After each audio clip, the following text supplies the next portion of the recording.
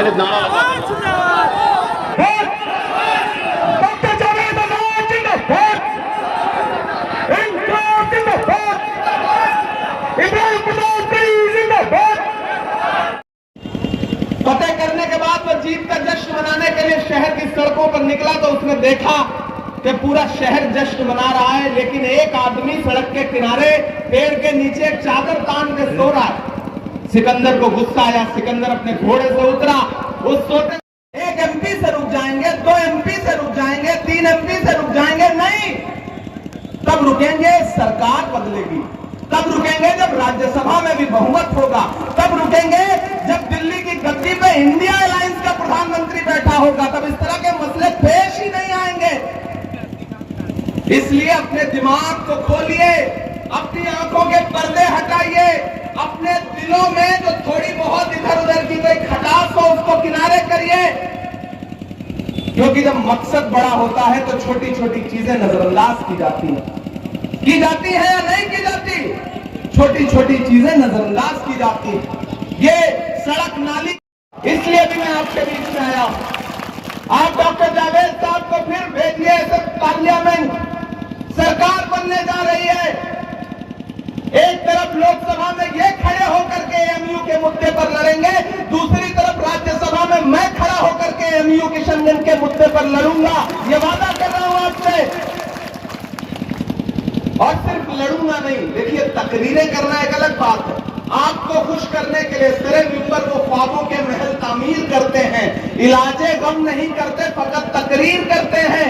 हम सिर्फ तकरीरें नहीं करेंगे, हम जानते हैं कि सरकार के होने का मतलब क्या होता है।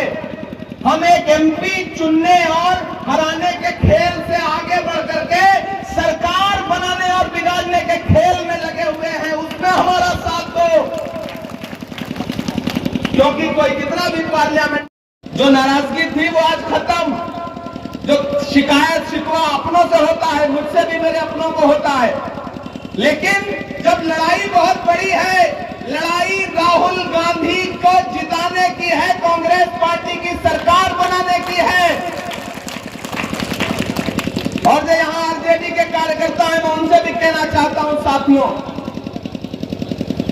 भारतीय जनता पार्टी की सरकार लालू जी के खिलाफ, तेजस्वी जी के खिलाफ, मीसा जी के खिलाफ आए दिन साजिशें कर रही है। हेमंत सोरेन को जेल भेज दिया, अरविंद केजरीवाल को जेल भेज दिया। ऐसे में ये इलेक्शन इस बात का भी इलेक्शन है कि आने वाले दिनों में पिछड़े समाज के जो बड़े नेता हैं वो सुरखरू समाज के बीच में रहेंगे या सरकार साजिश करके उनको भी जेल भेजेगी। इसलिए भी ये इलेक्शन बहुत अहम है। घरों के बाहर निकलिए 26 तारीख को, अपने घरों के बाहर एक एक वोट लेकर के निकलिए, ये सोच करके मत किसी का चेहरा मत देखिए, बस एक बात याद रखिए कि डॉक्टर बाबा साहब अंबेडकर का संविधान बचाना है, मौलाना आजाद, पंडित नेहरू और महात्मा गांधी की लाई हुई जमहूरियत बचानी है। इसके लिए अपने घरों से बाहर निकलिए। प्रधानमंत्री जो घूम घूम के झूठ बोल रहे हैं वो काम नहीं आने जा रहा है। मैं तो प्रधानमंत्री जी से कहना चाहता हूं कि गमों की धूप में भी मुस्कुरा कर चलना पड़ता है। ये दुनिया है, यहाँ चेहरा सजा कर चलना पड़ता है। तुम्हारा कद मेरे कद से बहुत ऊंचा सही, लेकिन चढ़ाई पर कमर सबको झुका कर चलना पड़ता है। तो घरों के बाहर निकलिए। जमहूरियत में, लोकतंत्र में चीख चिल्ला करके बदले नहीं लिए जाते। ईवीएम में की बटन दबाने की जो ताकत है, वोट देने की जो ताकत है, उससे सरकार से बदला लिया जाता है, उससे सरकार का फैसला किया जाता है। आखिर में एक कहानी सुनाता हूं आपको कि महान बादशाह के सदस्य हैं कांग्रेस पार्टी के, वैसे ही इस बार पार्टी ने मेरे कंधों में एक बहुत बड़ी जिम्मेदारी कि मुझे मैनिफेस्टो कमेटी का मेंबर बनाया, घोषणा पत्र का मेंबर बनाया। महज 36 साल की उम्र में पार्टी ने मुझे एक जिम्मेदारी दी कि जिस घोषणा पत्र को पी चिदंबरम, शशि थरूर, जयराम रमेश जैसे लोग बनाएंगे, उसमें आप भी अपना सुझाव देने के लिए उसके मेंबर बनिए। हमने पूरे देश में लोगों से जाकर सुझाव मांगे, उसके बाद मैनिफेस्टो बना जिसका नाम रखा गया है न्याय पत्र। कांग्रेस का मैनिफेस्टो है। अब उस मैनिफेस्टो में जो लिखा है वो सुनो, जिसकी वजह से नरेंद्र मोदी जी बहुत परेशान है। मैनिफेस्टो को कोस रहे हैं अपने हर भाषण में। जानते हैं उस मैनिफेस्टो में क्या लिखा है? उस मैनिफेस्टो में लिखा है कि जैसे ही हमारी सरकार बनेगी, हम एक बार में 30 लाख नौकरियां नौजवानों को देंगे। ये कांग्रेस पार्टी के घोषणा पत्र में लिखा है। और लिखा है कि वो 25 साल तक के नौजवान जो डिप्लोमा लेके घूम रहे हैं, उनके पास बेचारों के नौकरी नहीं है। हम ही आप तो उसका शिकार है ना, पढ़ लिख के भी नौकरी नहीं मिल रही है। तो कांग्रेस पार्टी कह रही है कि ऐसे नौजवानों को 1 लाख रुपए का बेरोजगारी भत्ता दिया जाएगा सरकार बनते ही। और तो और जो सबसे जरूरी एक बात लिखी हुई है उसमें, जो वादा है कांग्रेस पार्टी का, मल्लिकार्जुन खड़गे जी का, सोनिया जी का, राहुल जी का, माए बहने सुनिए आप लोग। कांग्रेस पार्टी कह रही है कि जैसे ही हमारी सरकार बनेगी, हर गरीब औरत के खाते में, जो परिवार की गरीब औरत होगी उसके खाते में तुरंत 1 लाख रुपए डायरेक्ट अकाउंट में दिया जाएगा। हर परिवार से एक औरत जो उस परिवार की मुखिया होगी, 1 लाख रुपए अकाउंट में डायरेक्ट। कितनी बड़ी बात कह रही है कांग्रेस पार्टी। कांग्रेस पार्टी ये नहीं कह रही है कि औरत हिंदू हो, मुसलमान हो, सिख हो, ईसाई हो। वो कह रही है कि वो भारत की नागरिक हो, परिवार की मुखिया हो, गरीब हो, 1 लाख रुपए उसके अकाउंट में डायरेक्ट दिया जाएगा। एक तरफ वही हिंदू मुस्लिम की राजनीति, एक तरफ उनकी वही तकरीरें जिसमें नफरत की बातें, और एक तरफ राहुल गांधी की मोहब्बत की दुकान जिसका नारा है कि हम नफरत के बाजार में मोहब्बत की दुकान खोल रहे हैं। तो मुद्दों पे लड़िए इस इलेक्शन को, मुद्दों पे लड़िए इस इलेक्शन को। डॉक्टर जावेद साहब शरीफ आदमी है, मैंने इनकी शराफत देखी है। हो सकता है आपका फोन कभी ना उठा पाए हो सकता है मैं भी नहीं उठा पाता, इतना मसरूफियत रहती है, बहुत सारे काम है, सब कुछ तो बोल चुका हूं। लेकिन आप इतने प्यारे लोग हैं कि आपके लिए जब भी जरूरत पड़ेगी तो इंशाल्लाह जान देने से भी पीछे नहीं हटेंगे, आपके मुद्दों पर लड़ते रहेंगे। नहीं, पानी क्यों पानी दे रहे हैं? हम तो सरकार को पानी पिलाने वाले आदमी हैं, खुद पीने वाले आदमी थोड़ी हैं। बस इतना ख्याल रखिएगा। देखिए, आपसे एक शिकायत भी है मुझे। आप सुबह जब चाय की दुकान पे बैठते हो ना, तो 2 मिनट में पटना की सरकार बदलते हो और 2 मिनट में दिल्ली की। शाम को सब भूल जाते हो।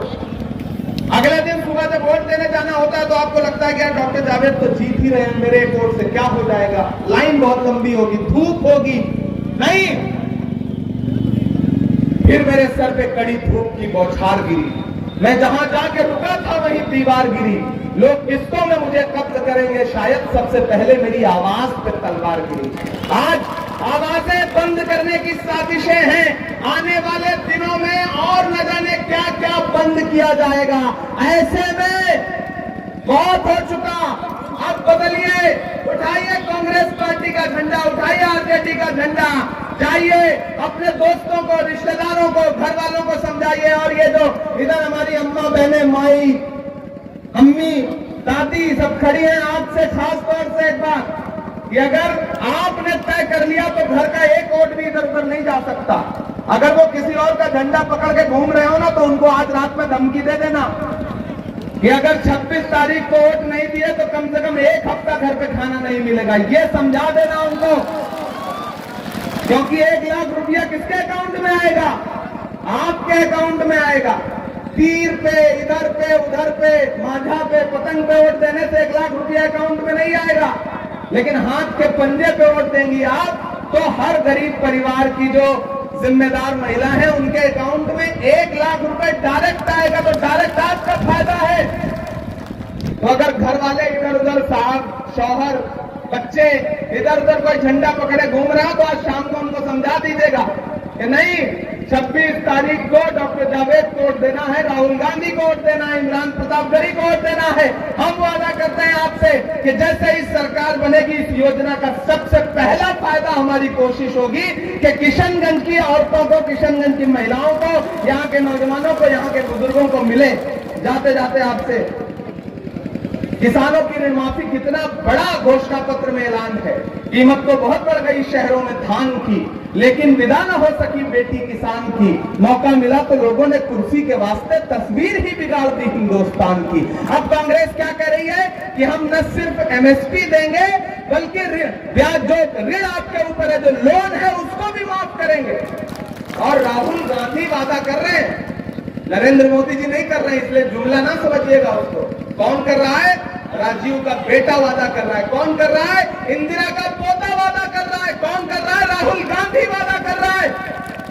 तो राहुल गांधी का वादा झूठा नहीं होता है, सच्चा वादा होता है। इसलिए राहुल गांधी को वोट दीजिए, घरों से बाहर निकलिए।